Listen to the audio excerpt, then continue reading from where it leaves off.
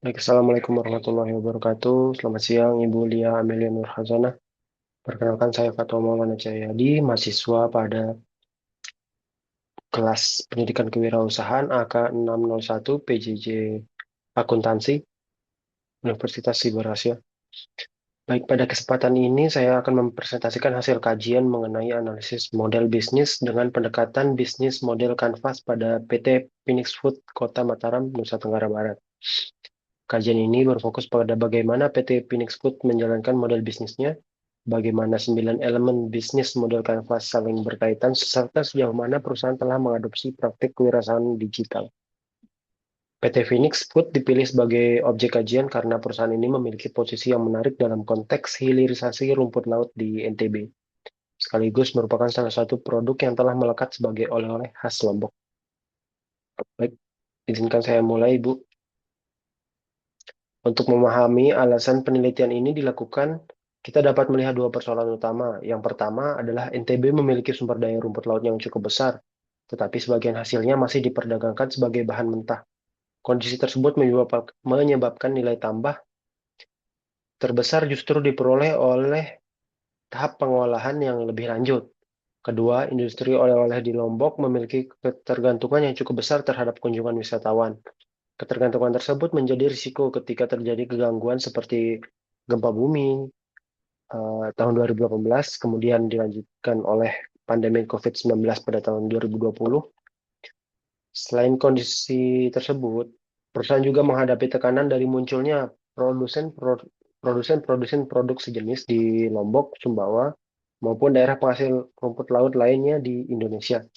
Dalam konteks inilah, PT Phoenix Food menjadi menarik untuk dikaji, karena perusahaan tidak hanya mengolah rumput laut menjadi produk makanan bernilai tambah, tetapi juga memiliki jaringan distribusi dan mulai memanfaatkan kanal digital. Berdasarkan latar belakang tersebut, kajian ini diarahkan pada tiga pertanyaan utama.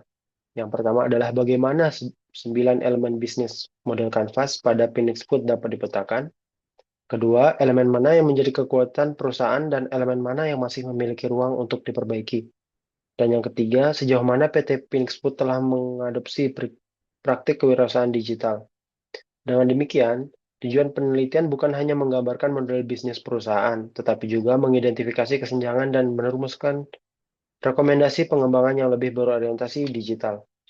Jadi, BMC dalam penelitian ini digunakan bukan sekadar sebagai alat untuk menggambarkan bisnis, tetapi sebagai alat evaluasi terhadap kondisi bisnis yang sedang berjalan. Penelitian ini menggunakan metode deskriptif kualitatif dengan pendekatan studi kasus tunggal. Pendekatan ini dipilih karena penelitian tidak bertujuan menguji hipotesis secara statistik, tetapi menggambarkan dan menafsirkan model bisnis PT Phoenix Food secara utuh. Data yang digunakan merupakan data sekunder. Data dikumpulkan melalui tiga teknik utama, yaitu observasi non-partisipan terhadap kanal digital resmi perusahaan, kemudian studi dokumentasi terhadap pemberitaan dan publikasi terkait perusahaan, serta studi pustaka mengenai bisnis model kanvas dan kewirausahaan digital. Setelah data dikumpulkan, informasi yang relevan direduksi dan kemudian dipetakan ke dalam 9 blok bisnis model kanvas. Perlu saya tekankan bahwa karena penelitian ini menggunakan data sekunder, temuan yang dihasilkan menggambarkan model bisnis sebagaimana yang dapat diamati dan dipublikasikan, bukan kondisi internal perusahaan yang tidak tersedia untuk publik. Kerangka utama yang digunakan dalam penelitian ini adalah bisnis model kanvas yang dikembangkan oleh Osterwalder dan Pickner. Bisnis model kanvas memetakan model bisnis ke dalam 9 elemen yang saling berhubungan. Elemen tersebut terdiri dari customer segments, value proposition, channels, customer relationship, revenue streams, key resources, key activities, key partnership, dan cost structure. Kesembilan elemen tersebut pada dasarnya dapat dikelompokkan menjadi tiga sisi utama. Pertama, sisi pelanggan dan nilai, yaitu siapa pelanggan perusahaan, nilai apa yang dapat ditawarkan, bagaimana produk disampaikan, dan bagaimana hubungan dengan pelanggan dibangun. Yang kedua, sisi infrastruktur, yaitu sumber daya, aktivitas, dan kemitraan yang memungkinkan bisnis berjalan. Dan yang ketiga, sisi finansial, yaitu bagaimana perusahaan memperoleh pendapatan dan bagaimana struktur biaya yang harus ditanggung. Dengan kerangka-kerangka ini, kita dapat melihat bisnis secara lebih komprehensif daripada hanya melihat produk atau penjualannya saja. Selanjutnya, kita melihat profil singkat PT Phoenix Food. Perusahaan ini berdiri pada tahun 1980 dan pada awalnya mengolah rumput laut dengan varietas Euchema cottoni menjadi bahan baku yang berorientasi pada pasar ekspor. Sekitar 2 dekade kemudian, atau pada tahun 2000-an, perusahaan melakukan perubahan strategi dengan masuk ke pasar makanan melalui produk dodol rumput laut yang kemudian diikuti oleh manisan rumput laut. Produk tersebut memperoleh pengakuan luas dan dalam waktu sekitar 3 tahun telah dikenal sebagai salah satu ikon oleh-oleh khas Lombok. Saat ini, perusahaan memiliki 2 outlet di Kota Mataram dengan distribusi yang menjangkau Pulau Lombok hingga Pulau Bali. Hal yang menjadi keunggulan struktural perusahaan adalah penguasaan rantai nilai dari hulu hingga hilir. Perusahaan memiliki hubungan dengan pemasok bahan baku lokal, sekaligus menjalankan proses pengolahan menjadi produk makanan jadi. Dengan demikian, Phoenix Food tidak hanya berperan sebagai pedagang produk jadi, tetapi menjalankan fungsi pengolahan atau agroindustri secara lebih lengkap. Pada slide ini, kita dapat melihat hasil pemetaan 9 elemen bisnis model Canvas PT Phoenix Food. Pada sisi customer segments, perusahaan melayani wisatawan domestik dan mancanegara, masyarakat lokal NTB, perantau asal NTB, dan konsumen daring yang ada di luar Lombok, serta segmen B2B seperti agen, reseller, dan instansi. Selanjutnya, value proposition. Perusahaan tidak hanya terletak pada produknya, tetapi juga pada identitas budaya sebagai oleh-oleh khas Lombok. Hal ini diperkuat oleh penggunaan bahan baku lokal, proses produksi yang terstandar, serta keemasan yang aman untuk perjalanan. Untuk channels, perusahaan menggunakan outlet, agen, reseller, toko oleh-oleh, marketplace, media sosial, WhatsApp, dan jasa pengiriman. Selanjutnya, customer relationship dibangun melalui pelayanan langsung, komunikasi digital, harga khusus untuk agen dan reseller, serta testimoni mulut ke mulut dari wisatawan. Sementara itu, revenue stream berasal dari penjualan eceran, grosir, transaksi daring, pesanan khusus, serta penjualan bahan baku rumput laut olahan. Di sisi infrastruktur, perusahaan didukung oleh pabrik, outlet, jaringan petani, merek, tenaga kerja, aktivitas produksi, serta berbagai mitra. Sedangkan cost structure terutama berasal dari bahan baku, tenaga kerja, energi, pemeliharaan mesin, kemasan, distribusi, serta biaya promosi dan transaksi digital. Secara keseluruhan, pemetaan ini menunjukkan bahwa model bisnis Phoenix Food cukup lengkap dan memiliki keterkaitan yang kuat antara sisi hulur, produksi, distribusi, hingga ke pelanggan.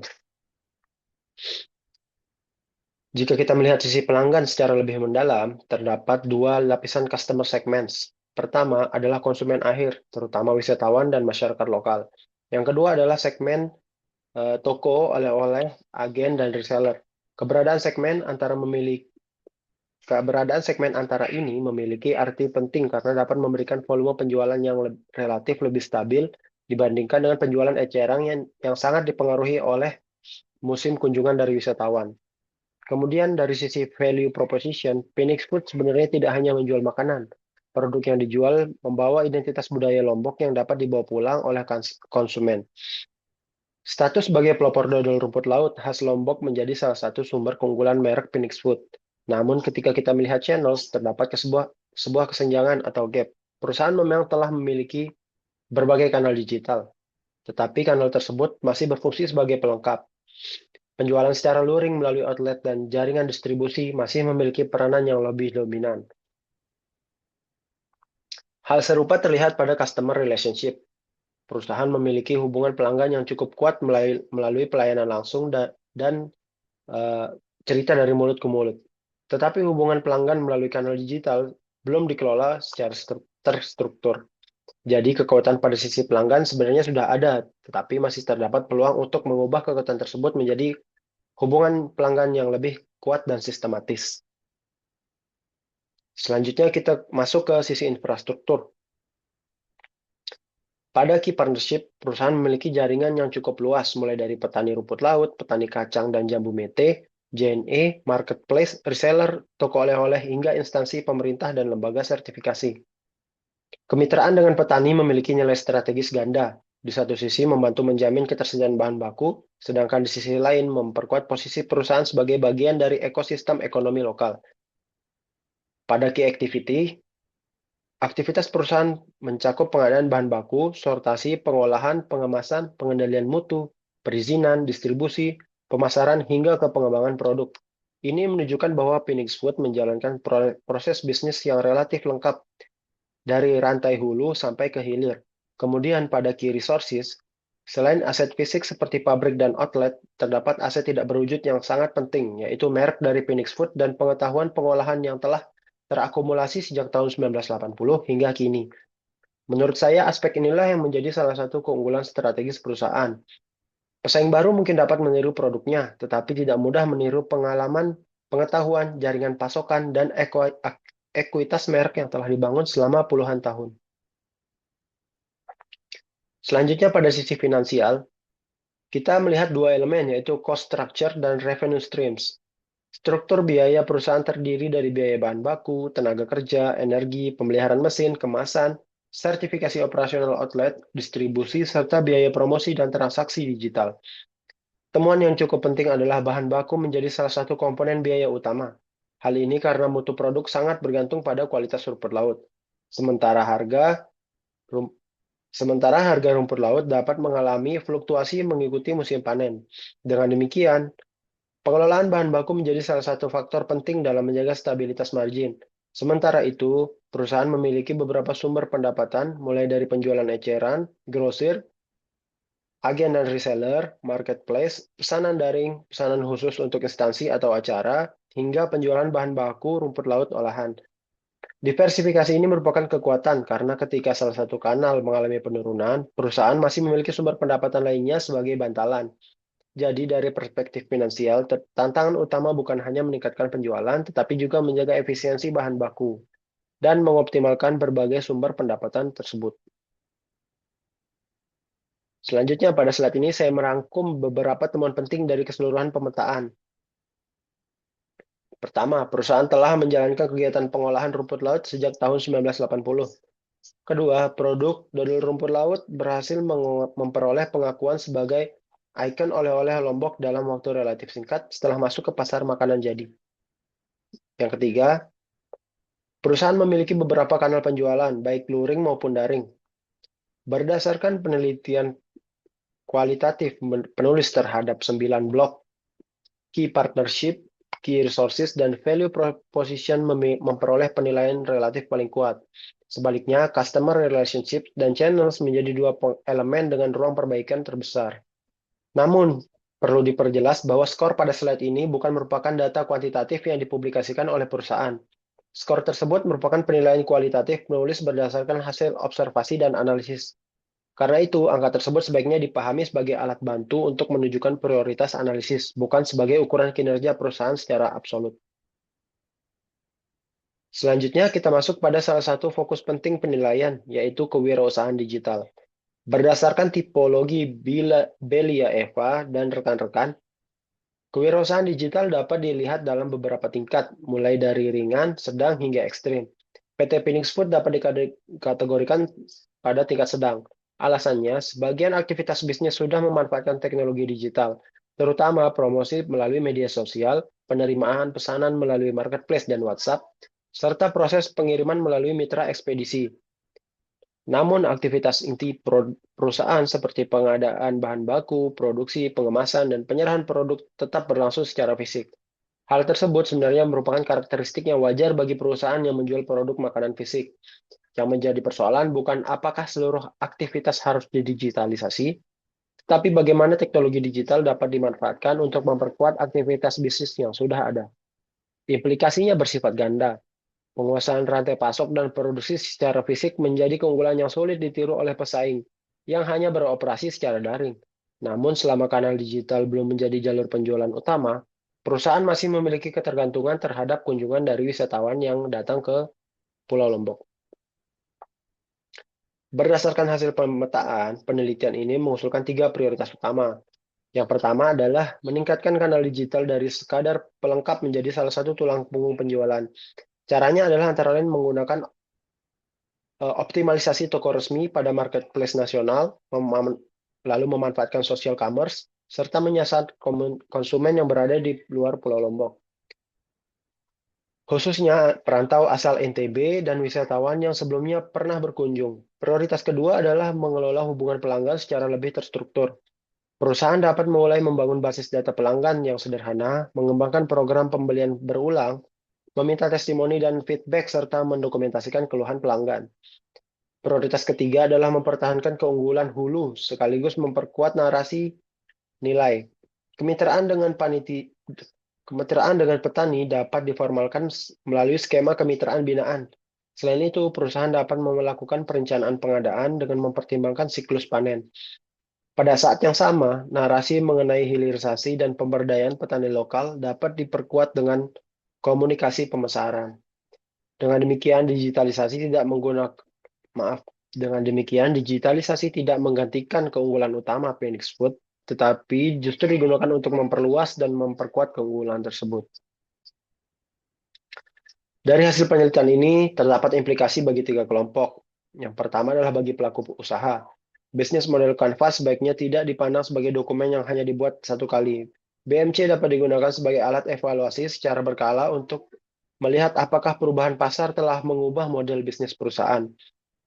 Dalam kasus Phoenix Food, evaluasi dapat dimulai dari 2 blok yang paling membutuhkan perhatian, yaitu channels dan customer relationships. Bagi akademisi, penelitian selanjutnya dapat memperkuat temuan ini dengan menggunakan data primer, misalnya melalui wawancara dengan pemilik atau manajemen perusahaan, serta menggunakan data penjualan internal. Sedangkan bagi pemangku kebijakan, hasil penelitian ini menunjukkan pentingnya dukungan terhadap hilirisasi komoditas daerah, tidak hanya melalui aspek produksi, tetapi juga melalui pendampingan digitalisasi pemasaran. Dengan demikian, pengembangan industri pengolahan lokal dapat dilakukan secara lebih terintegrasi. Sebagai kesimpulan, pemetaan 9 elemen BMC menunjukkan bahwa PT Phoenix Food memiliki fondasi bisnis yang relatif kuat. Kekuatan utamanya terletak pada penguasaan rantai pasok dari hulu hingga hilir, ekuitas merek sebagai pelopor produk olahan rumput laut khas Lombok, serta jaringan distribusi yang telah berkembang hingga ke Pulau Bali. Namun terdapat satu tantangan utama, yaitu pemanfaatan kanal digital yang belum optimal. Saat ini digitalisasi telah digunakan untuk promosi, pemesanan, dan komunikasi, tetapi belum sepenuhnya menjadi tulang punggung penjualan dan pengelolaan hubungan pelanggan. Karena itu, arah pengembangan yang paling strategis bukan mengubah model bisnis perusahaan secara keseluruhan, melainkan memperkuat model yang sudah ada melalui digitalisasi. Dengan kata lain, Phoenix Food telah memiliki fondasi yang kuat di hulu dan produksi, tetapi masih perlu memperkuat sisi kanal dan hubungan dengan pelanggan. Jika digitalisasi tersebut berhasil dilakukan, perusahaan tidak hanya dapat mempertahankan posisinya sebagai ikon oleh-oleh khas Lombok, tetapi juga memiliki peluang untuk memperluas pasar di luar ketergantungan terhadap kunjungan wisatawan. Demikian presentasi yang dapat saya sampaikan mengenai bisnis model Canvas pada PT Phoenix Food Indonesia di Lombok. Terima kasih atas perhatiannya dan kesempatan.